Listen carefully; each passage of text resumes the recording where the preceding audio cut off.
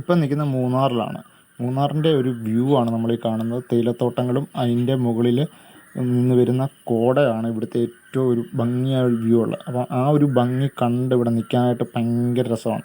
അപ്പം മേളിൽ നോക്കി നമുക്ക് കാണാൻ പറ്റും, അവിടെ നിന്ന് കോട ഇങ്ങനെ ഇറങ്ങി താഴേക്ക് വന്നു തുടങ്ങിയിട്ടുണ്ട്. ഇവിടെ നല്ല കാറ്റും ഉണ്ട്, അതുപോലെ നല്ല തണുപ്പുമുണ്ട്.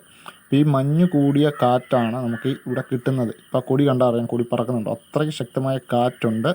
അപ്പോൾ അവിടുന്ന് അതിനനുസരിച്ചിട്ടുള്ള കോടയും വന്ന് ഈ തേയിലത്തോട്ടത്തിൻ്റെ മുകളിലൂടെ വരുന്ന ആ ദൃശ്യമാണ് ശരിക്കും നമ്മളിവിടെ കാണുന്നത്.